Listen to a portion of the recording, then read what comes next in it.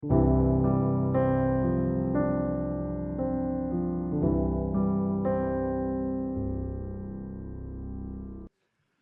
본문을 단순하게 세례 요한이 예수님께 세례를 주었다는 사실에 초점을 맞추어 설교를 하는 경우들이 대부분입니다. 세례 요한이 예수님께 세례 주었다. 그 사실 자체를 설교하는 말씀. 그래서 이게 살짝 넘어가기도 합니다. 오늘 본문은 뭐 그렇게 말씀을 심도 깊게 나눌 것이 없어 보이기 때문에. 그런데 초점을 바꾸면 백성들이 다 세례를 받았다, 예수도 세례를 받았다 이렇게 써 있잖아요. 예수님의 세례 받음은 백성들의, 군중들의 세례 받음과 달랐다. 왜냐하면 세례 받을 때 하늘이 열렸다라고 하는 초점을 가지고 설교를 한다면 할 얘기가 참 많은 내용입니다. 여기서 하늘이 열렸다라고 하는 것은 우리가 쉽게 생각하듯이 스카이, 하늘을 말하는 게 아니고 신적 존재가 거주하는 장소를 말하는 겁니다. 우라노스라고 하는 헬란말, 신적 존재가 거주하는 장소로서의 어떤 개념을 말하는 거예요. 그러니까 그것이 열렸다는 것은 어떤 신적인 존재가 나와 이제 교통하게 됐다는 것을 말하는 거거든요. 그러니까 우라노스라고 하는 일반적으로 헬란말을 하나님이라고 하는 말로도 상징적으로 쓰이기도 합니다. 그래서 우리도 하늘님, 하늘에 계시는 그분 하면 하늘님도 되고 하느님도 되고 하나님도 되잖아요. 그래서 우리는 공간적으로 쳐다보는 저 하늘을 말하는 것이 아니라 하나님과 대화하고 하나님과 교제하는 길이 열렸다는 것으로 이해하면 됩니다. 그래서 이 누가복음의 저자인 누가가 하늘이라고 하는 단어를 여러 곳에서 사용하고 있는데 한 장만 딱 넘어가 보시면 4장 25절에 내가 참으로 너에게 이르노니 엘리야 시대에 하늘이 3년 6개월간 닫히어 온 땅에 큰 흉년이 들었을 때 이스라엘에 많은 과부가 있었다. 여기서도 하늘이란 말이 사용되지 않습니까? 하늘, 이 스카이가 열렸다는 것이 아니라 하나님과의 교제, 하나님과의 관계가 끊어졌기 때문에 이런 문제가 생겼다. 그 얘기를 지금 하는 겁니다. 하늘이 닫혔다. 오늘은 열렸다. 여긴 또 닫혔다. 이런 말 써있죠. 9장에도 이런 말이 있습니다. 9장 16절에도 예수께서 떡 5개와 물고기 2마리를 가지사 하늘을 우러러 축사하시고, 하늘을 쳐다보고 축사했다는 의미도 되지만은 하나님께 축사했다는 겁니다. 하나님의 존재, 하나님께 축사하고, 이렇게. 또 24장 51절에도 이제 누가복음의 저자인 누가가 하늘이라는 단어를 어떻게 사용했는지를 지금 살펴보고 있는데, 누가복음 24장 51절에도 축복하실 때 그들을 떠나 하늘로 올려지시니 이랬죠. 둥둥둥둥 구름을 타고 둥둥둥둥 하늘로 올라왔다는 개념 더하기 하나님께로 가셨다는 얘기예요. 하나님이 계신 곳으로 가셨다는 뜻을 함축하고 있습니다. 그래서 지금 오늘 본문에 하늘이 열렸다라고 하는 것은 예수님의 세례, 또 예수님의 기도 때 하늘이 열림으로 하나님과의 관계가 새롭게 열렸다라고 하는 뜻을 알려주고 있습니다. 그렇다면 하늘이 열리기 전에는 어떤 일이 있었고 하늘이 열린 이후에는 어떤 일이 있었는가를 21절과 22절의 가운데 부분에 하늘이 열리며라고 하는 부분을 통해서 하늘 열리기 전과 하늘 열린 이후에 예수님의 세례 사건은 일반적인 백성들의 세례와 어떤 다른 점이 있었는가를 이제 살펴보려고 하는 겁니다. 오늘 이 말씀을 살펴보면서 우리 개인적인 삶에도 하늘이 열리는 그런 놀라운 경험이 있으시기를 주님의 이름으로 축원합니다. 자, 그렇다면 먼저 질문, 하늘이 열리기 전에 어떤 일이 있었을까라고 하는 질문입니다. 하늘이 열리기 전에 어떤 일이 있었나? 백성들이 다 세례를 받았고 예수도 세례를 받았다 이렇게 써 있습니다. 예수님이 세례를 받으셨다. 그럼 우리는 질문을 던져야 합니다. 예수님 왜 세례를 받으셨지? 세례라고 하는 것은, 특별히 세례 요한의 세례는 죄를 회개하기 위한 세례가 아니었나? 회개하고 세례를 받아라, 천국이 가까웠다, 이렇게 세례 요한이 외쳤으니까, 그러면 회개할 죄가 없었던 예수님은 세례를 받으실 필요가 없어야 되지 않나? 흠없는 어린 양이신 예수님이 왜 세례를 받으셨을까? 오늘 본문 21절, 22절이 좀 상세하게 기록되어 있는 것이 여러분 성경책 보면 마태복음 3장 13절과 17절, 마가복음 1장 9절부터 11절 써 있죠. 마태복음에 보면 이런 말씀 써 있습니다.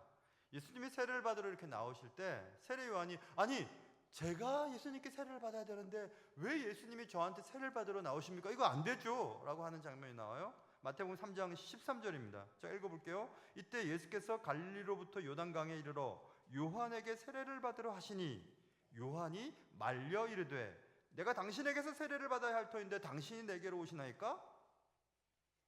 예수께서 대답하여 이르시되 이제 허락하라. 우리가 이와 같이 하여 모든 의를 이루는 것이 합당하니라 하시니 이에 요한이 허락하는지라. 세례 요한조차도 세례를 받으러 오신 예수님을 보고 의아해했다라고 성경은 분명히 기록해 두고 있습니다. 그러니 예수님은 세례를 받으실 이유가 없으셨던 분이십니다. 그런데 왜 예수님이 세례를 받으셨을까? 이것을 이해하려면 두 가지 정도로 이해할 수 있어요. 첫째는 예수님의 순종에 대한 부분입니다. 예수님이 이 땅에 오신 것 자체가 하나님의 말씀에 대한 순종이었죠. 예수님의 순종, 특별히 예수님의 순종을 두 개로 구분지을 수가 있어요. Passive obedience, 이것은 수동적인 순종, 예수님의 수동적 순종. 그렇다면 Active obedience도 있겠지, 적극적인 순종, 이렇게 나눌 수가 있어요. 예수님의 수동적인 순종은 예수님께서 인간이 되셨고 인간으로 사셨다, 그리고 돌아가셨다. 이런 것은 하나님의 뜻에 따라 순종한 예수님의 수동적 순종에 속하고, 또 적극적인 순종, 액티브 오비디언스는 예수님이 율법과 관계없는 하나님의 아들이셨는데 그러나 율법에 따라 할례도 받으시고 그 다음에 성년의식도 거행하시고 뭐 그런 율법을 적극적으로 순종했던 장면들, 그리고 성전을 막 두루 엎으시면서 돈 바꾸는 자들, 또 재물을 파는 자들을 쫓아내시는 장면, 하나님의 열심이 그를 삼키리라 했던 장면 기억하세요? 하나님의 열심, 하나님의 집에 대한 적극적인 열심, 그리고 오늘 본문처럼 굳이 세례를 받지 않으셔도 되는데 그분이 세례를 받으시는 그런 열정들, 그건 다 예수님의 적극적인 순종에 포함되는 겁니다. 굳이 안 하셔도 되는데 적극적으로 율법을 준수하거나 하나님의 집을 정화하거나 세례를 받으심으로 적극적으로 순종하는 장면을 볼 수 있어요. 그래서 예수님의 적극적인 순종 속에서 세례 받음을 이해할 수도 있고, 또 한 가지는 로마서에 있는 것처럼 한 사람이 죄를 짓고 죄가 이 땅에 인류의 죄가 들어왔다. 첫 번째 아담에 대한 얘기거든요. 그러나 또 한 사람이 하나님의 은혜로 그 죄를 해결했다 라고 하면서 두 번째 아담에 대한 얘기가 나와요. 그 두 번째 아담이 예수님이시거든요. 로마서 5장에 보면 5장 12절부터 몇 가지만 읽어드릴게요. 한 사람으로 말미암아 죄가 세상에 들어왔다. 모든 사망이 모든 사람에 이르렀다. 그러나 한 사람의 은혜, 한 사람 예수 그리스도의 은혜로 말미암아 선물은 많은 사람에게 넘쳤다. 한 사람의 범죄로 말미암아 죄가 왕노릇했다. 그러나 한 사람으로 말미암아 생명 안에서 왕노릇하게 되었다. 한 사람이 순종하지 아니함으로 많은 사람이 죄인 된 것 같이 한 사람이 순종하심으로 많은 사람이 의인이 되었다 라고 하면서 첫 번째 사람인 아담과 두 번째 아담인 예수님에 대한 역할에 대한 얘기를 합니다. 그러니까 죄를 가지고 들어왔던 아담의 죄를 적극적인 순종, 예수님의 적극적인 순종에 의해서 죄를 회개하는 어떤 절차나 또 방식으로서의 세례를 받음으로 두 번째 아담인 예수님의 죄 없으심을 드러내기 위한 예수님의 적극적인 순종의 형태다, 이렇게 이해할 수도 있습니다. 두 개 다를 생각해 보면서 예수님께서 그렇게 하실 수밖에 없으셨구나라는 것을 생각해 볼 수 있습니다. 그것이 예수님의 세례 받음의 의미입니다. 또 하나는 예수님이 세례를 받으시고 또 기도하셨다에 써 있죠. 기도하실 때 하늘이 열렸다. 예수님의 기도, 누가복음의 저자인 의사 누가는 예수님의 기도에 대해서 특별히 관심이 되게 많으셨던 분이셨어요. 오늘 본문도 하늘이 열리기 전 기도하셨다는 말씀이 쓰여 있고, 누가복음 5장에도 예수님의 소문이 퍼지고 많은 사람들이 예수님을 쫓아오는 장면이 나옵니다. 말씀도 듣고 자기 병도 고치기 위해서 수많은 사람들이 예수님께 나오는 장면이 5장 15절부터 16절까지 쓰여 있습니다. 그때 예수님이 한적한 곳으로 나가셔서 그곳에서 기도하셨다. 이런 얘기를 우리에게 알려주심으로 우리가 잘 될 때, 모든 사람이 나를 필요로 할 때, 그때 뭘 해야 하는가? 기도해야 된다는 것을 알려주십니다. 우리는 보통 일이 안 될 때, 실패했을 때 주님 앞에 기도하죠. 하나님 앞에 기도하는데 예수님은 그렇게 안 하셨다. 일이 잘 될 때, 모든 사람이 예수님을 필요로 할 때, 그때 오히려 한적한 곳으로 떠나셔서 기도하셨다라고 말씀하시면서 예수님의 기도의 모습을 우리에게 알려주십니다. 또 6장으로 넘어가면 예수님께서 어느 날 산으로 가셔서 밤이 새도록 기도하시는 장면이 나옵니다. 그리고 아침에 그의 원대로 제자들을 세우시는 장면이 나오거든요. 예수님은 우리에게 기도를 이럴 때 해야 한다. 언제요? 사람을 세울 때, 사람을 선택할 때. 그래서 여러분, 우리가 결혼하기 전에 그렇게 기도를 열심히 해야 하고, 어떤 학교를 선택하거나 직장을 선택하거나 사업을 시작하거나 뭐 집을 사거나 어디로 이사 가려고 할 때 무슨 어떤 것들을 선택할 때 기도를 해야 하는 이유가 거기 있죠. 예수님도 그렇게 하셨는데 우리도 그렇게 해야 되겠다 그런 생각을 해볼 수 있고, 또 9장으로 넘어가 보면, 지금 누가복음만 얘기하는 겁니다. 9장에 넘어가 보면 예수님께서 무엇을 질문하고 가르치시려고 하실 때 기도하신 장면이 나옵니다. 9장 18절, 예수께서 따로 기도하실 때 제자들이 주와 함께 있더니 물어 이르시되 무리가 나를 누구라고 하느냐? 사람들이 나를 누구라고 해? 그리고 너희들은 나를 누구라고 하니? 라고 하는 질문을 던지시기 전에 기도하셨다. 예수님 가르치시기 전에 기도하셨다. 저 같은 경우도 역시 설교하기 전, 또 강의하기 전 기도를 많이 하죠. 그럴 수밖에 없습니다. 주님이 그렇게 하셨으니까.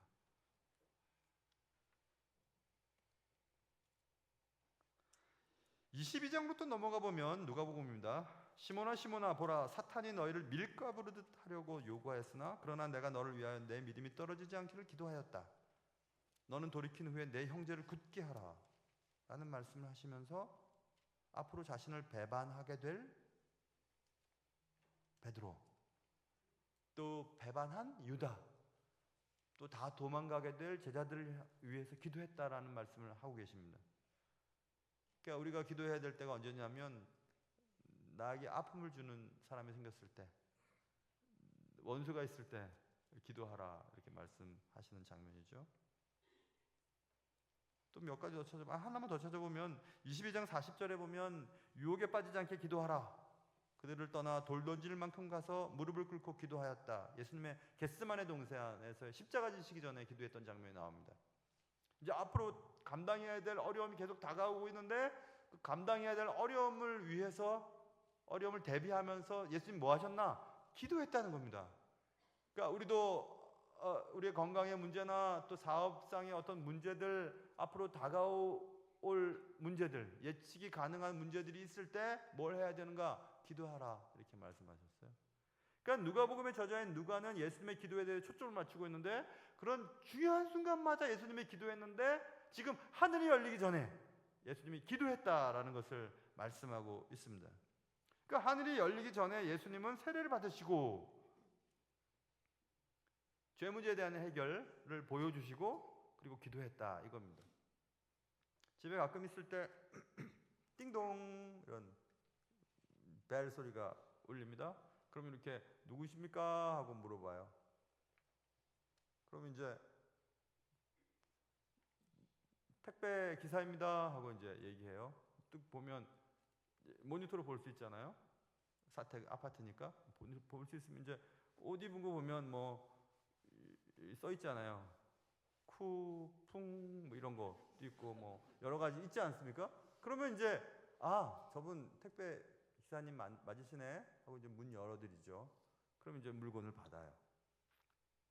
문을 제가 아무나 여나요? 아무나 안 엽니다. 확인되면 열죠. 그게 바로 그거예요. 하늘문이 열리기 전에 죄의 문제가 해결되어서 자격이 획득되어야 되는 겁니다. 하나님과 죄 문제로 가로막혀 있던 하나님과의 관계가 이제 해결되고, 그래서 자격이 획득됐으니까 똑똑똑 똑똑똑 문 열어주세요 하고 기도하고, 그러면 하나님이 하늘문을 여시고 하나님이 이제 우리와 교제하게 된다는 얘기를 말하고 있습니다.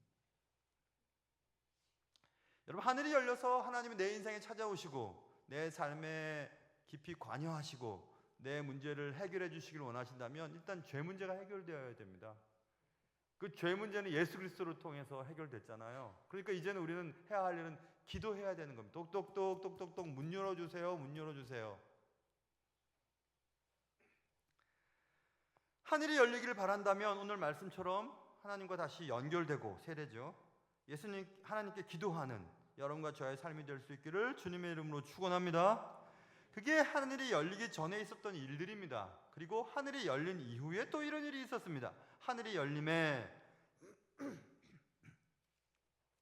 22절 보세요. 성령이 비둘기 같은 형체로 그의 위에 강림하시더니 그의 위는 그이는 예수님을 말하죠. 예수님 위에 강림하셨다. 성령이 비둘기같이 불같이 물같이 뭐 여러 형태들로 임재하세요. 바람같이 이렇게. 근데 오늘은 성령이 비둘기 같은 형체로 이렇게 돼 있잖아요. 비둘기는 일반적인 이미지는 평화입니다. 평화. 그러니까 유엔의 세계 평화의 날 깃발 같은 걸 다 보세요. 다 비둘기가 있고 올리브 나무가지를 물고 있잖아요. 물론 유엔 기에도 올리브 나무가지가 이렇게 있지 않습니까? 그것은 노아 방주 사건에서 비둘기를 내어보내고 올리브 가지를 물고 오고, 그래서 하나님이 새로운 개편된 세상에서의 노아 이후로 자손들을 통해 주님의 나라를 회복시키려고 했던, 그래서 하나님과 다시 회복되었다, 다시 화해하게 되었다. 그래서 평화의 상징으로 비둘기 상징을 주로 사용합니다. 그러니까 비둘기 형체로 왔다는 것은 성령이 임한 것은 목적이 하나님과 인간의 화해에 대한 얘기를 말하는 겁니다. 평화에 대한 얘기예요. 하늘이 열려야 평화가 임합니다. 하늘문을 닫아버리세요. 아까 우리가 살펴본 것처럼 하늘문이 닫힌다는 것은 하나님과 관계의 단절을 말하는 것입니다. 하늘문이 열렸다, 다시 하나님과 화해가 되었고 하나님과 연결되었고 평화가 찾아오게 되었다, 이겁니다. 하늘이 열려야 평화가 생겨요. 우리의 환경이 사는 것이 힘들고 돈 문제가 생기고 관계적인 문제가 생기고 사업이 잘 안 되고 애들이 속을 썩힌다고 해도 하나님과의 관계가 제대로 되면 우리의 마음의 평화가 사라지지 않습니다. 모쪼록 올해는 하늘이 자주 열림으로 하나님과 평화하시고 여러분의 삶에 평화가 있으시기를 주님의 이름으로 축원합니다. 아까 2부 예배 마친 후에 제가 저의 핸드폰의 화면에 사진이나 또 이런 것들을, 마음의 평화나 또 이런 것들을 보고 싶어서 가끔씩 제가 여러분은 그런 어플이 있으신지, 픽사베이라고 하는 그 어플이 있어요. 무료 어플인데 그거 보면 이제 주제어를 치면 거기에 유사 사진이나 이미지나 이런 거 다 뜹니다. 동영상 같은 게 떠요. 픽사 이미지라고, 픽사베이라고 하는. 오늘도 아까 이브이브 마치고 한번 쳐봤어요. 피스풀 혹은 피스 혹은 평화 이렇게 쳐봤습니다. 평화, 여러분 다 평화 원하시잖아요. 행복 이런 거 넣어도 재밌어요. 그럼 거기에 유사한 이미지들이 뜨는데 평화 한번 쳐봤어요. 그랬더니 역시 기도하는 거, 그 다음에 비둘기 날아가는 거, 이런 것들이 화면으로 딱 뜨더라고요. 그러니까 모든 사람들이 다 바라는 거구나. 기도함으로 평화를 얻고 비둘기같이 하나님과의 관계가 개선되는 것이 평화의 시작이구나라는 것을 또 생각해 볼 수 있었습니다. 자, 그래서 하늘이 열린 후에는 평화가 찾아왔다. 성령의 임재로. 또 한 가지는 성령이 찾아오시면서 소리가 들리기 시작했습니다. 하늘로부터 소리가 나기를 너는 내 사랑하는 아들이라 내가 너를 기뻐하노라 라는 말씀이 들리기 시작했습니다. 기도를 했더니 하늘이 열리고 성령의 임재와 하나님의 말씀의 임재가 동시에 일어나게 되었다, 이겁니다. 많은 이단들이 이 기독교 역사 속에 존재했거든요. 양태론이라고 하는 이단론자가 있어요. 양태론은 우리는 삼위, 그러니까 성부, 성자, 성령님이 삼위지만 일체에 대해서 삼위일체의 개념을 우리가 쫓고 있잖아요. 근데 양태론자들의 주장은 각각, 그러니까 하나님이면 하나님이 하나님으로서 역할을 하면서 성부 하나님으로, 그리고 또 그분이 성자 하나님으로, 그분이 성령 하나님으로 이렇게 하나씩 세 가지 양태로 나타난다. 자신을 나타낸다. 그래서 한 위격에 세 분이 존재한다. 이렇게 생각을 해요. 양태론자들입니다. 이단입니다. 우리는 분명히 각각의 위격을 가진 성부, 성자, 성령님 각각의 위격을 가진 그분이 한 본체로 존재한다고 믿고 있잖아요. 그러니까 이 양태론자의 이단의 가설을 완전히 강력하게 반대할 수 있는 본문이 이런 본문이에요. 성자 예수님이 계셨을 때 그의 위에 성령 하나님이 임재하시고 그때 같이 성부 하나님의 말씀이 들리기 시작했다. 그게 결국 아버지가 아들이 될 수 없고 아들이 성령이 아니고 성령도 아버지가 아니다 라고 하는 각각의 위격이 존재하면서 한 본체이신 삼위일체의 개념을 설명하는 좋은 구절이라고 볼 수도 있습니다. 여기서 또 한 가지 살펴볼 수 있는 것은 음성을 통해서 하나님의 존재의 방식을 우리에게 알려주셨죠. 하나님의 임재가 그의 음성을 통해 나타나게 되었다는 사실입니다.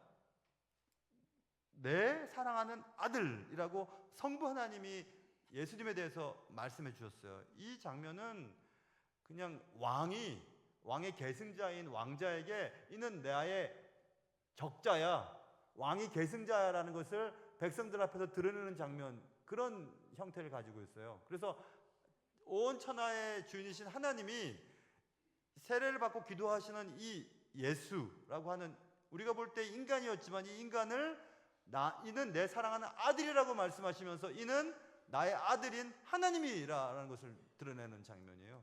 그것은 공적인 선언입니다. 하나님의 선언. 백성들 앞에서의 이는 내 사랑하는 아들이라는 것입니다. 그러니까 그리스도, 구세주라는 것을 공적으로 선언해 주는 놀라운 사건입니다. 그래서 하나님의 음성으로 나타나기 시작했어요. 이는 내 사랑하는 아들이라 라고 하는 이 사건이 너무 중요했기 때문에 한 장만 넘어가시면 4장에서 사단이 예수님을 광야로 몰아서 세 가지 유혹을 합니다. 그 중에 마지막 유혹이 뭐냐 하면 네가 하나님의 아들이야? 아들이면 저 성전에서 뛰어내려봐. 꼭대기에서 뛰어내려봐. 그럼 천사가 너를 다치지 않게 할 거야 라고 하는 세 번째 가장 중요한 유혹에서 이 말이 등장해요. 너 하나님의 아들이야? 아들이라면 이렇게 하면서 하나님의 아들을 세상의 여러 가지 것들로 깎아내리는 사탄의 어떤 유혹임을 알 수 있어요. 하나님의 아들이 그런 거 뭐 뛰어내려서 다치지 아니하고 육체적인 풍요를 얻고 잘 먹고 잘 살 그런 게 아니잖아요. 하나님의 아들은 전 인류를 구원하기 위한 소명을 가지고 이 땅에 나오신 분이세요. 그러니까 그것을 노리는 것이 사탄의 공격이었거든요. 하나님의 아들이야? 그럼 이렇게 해봐. 그것을 이제 예수님이 물리치시고 다시 19장쯤 넘어가 보면 변화산 사는 상에서 예수님이 찬란하게 변하시고 용모도 환하게 변하시고 모세와 엘리야가 나타나서 대화를 할 때에 하늘에서 다시 음성이 들립니다. 이는 내 사랑하는 아들이라, 이런 말씀 또 하십니다. 그래서 예수님이 하나님의 아들이라는 사실을 또 다시 공개적으로 선언하는 장면들이 또 다시 나오게 됩니다. 그만큼 예수님이 하나님의 아들이라고 하는 이 사실들은 하나님께서 직접 인간에게 말씀하신 것이었다, 이것을 알 수 있어요. 그래서 이 음성을 통한 하나님의 임재에 대한 기록은 굉장히 중요한 사건이었습니다. 하늘이 열리고 하나님이 다시 인류에게 소망을 주는 건데, 그 소망은 뭐냐면 나의 아들, 이 아들이 너희들의 영혼의 구원에 보냄을 받았다 하는 것을 드러내는 아주 놀라운 사건이었습니다. 그게 그날 하늘이 열렸을 때 벌어진 일이었습니다. 그날은 예수님이 세례를 받으신 날이었고, 그날은 예수님이 기도하신 날이었고, 그날 하늘이 열렸습니다. 성령이 비둘기 같은 형체로 내려오셨습니다. 평화, 화해, 이제 회복되었어. 하나님께서는 예수님이 그의 아들 되심을 선언하신 날이었습니다. 메시아, 그리스도, 맞아. 그날 하늘이 열렸던 그날 그런 일들이 벌어졌습니다. 그날은 성부 하나님, 성령 하나님, 성자 하나님이 함께 있으셨던 그런 날이었습니다. 성부, 성자, 성령님의 사역은 창조 때 벌어지거든요. 창조 때 하나님의 말씀이 있고 성령이 수면 위에 운행하고, 요한복음에 보면 창세 때 말씀이 함께 계셔서 그 말씀은 예수님이셨거든요. 그러니까 창조 때 함께 계셨던 삼위일체 하나님이 이때 지금 함께 하시는 거예요. 그럼 이 말은 무슨 말이냐면 새로운 창조가 이날 이루어진다는 겁니다. 예수 그리스도의 메시아를 공개적으로 선언한 이 하늘이 열린 이 사건 이후로 인류에게는 소망이 있게 되었어요. 그 소망은 하나님과의 다시 화해되는 사건이었습니다. 평화가 임하는 사건이었어요. 놀라운 사건이 그날 하늘이 열린 날, 하나님이 다시 인류에 소망을 주신 날, 성부, 성자, 성령님이 사역하신 그날 벌어졌다는 것을 이 짧은 구절에서 우리에게 알려주고 있습니다. 우리는 매일 하늘이 열리는 그런 날을 기대하며 살아야 합니다. 그래야만 우리의 마음속에 평화가 찾아오고, 그래야만 소망이 있고, 그래야만 천국에 대한 확신이 있기 때문에 그렇습니다. 그러려면 예수님처럼 기도하셔야 돼요. 그 예수님처럼 우리에게 보여주셨던 죄 문제를 회개하는 세례라고 하는 그 공적인 어떤 사건을 통해서 죄를 회개하기를 바라시는 하나님의 음성을 우리는 들으셔야 합니다. 우리의 삶 속에 하늘이 열려서 평화가 찾아오고, 하늘이 열려서 하나님의 말씀이 들려오고, 하늘이 열려서 우리의 삶 속에 새로운 창조의 시작이 된다는 사실을 매번 고백하며 살아야 되는 겁니다. 그래서 하늘이 열려야 돼요.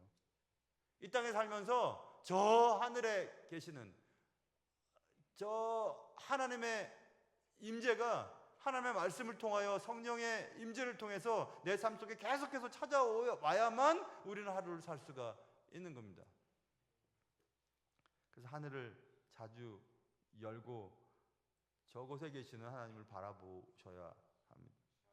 회개하고 하늘의 백성이 되어야만 하는 겁니다.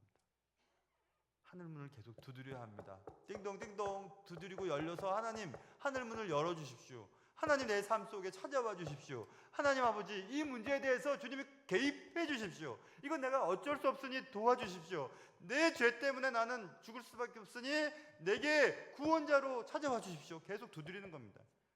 그래서 주님께서는 항상 기도하라고 말씀하신 것 같아요. 성경에 항상 기도하라. 항상 기도하라.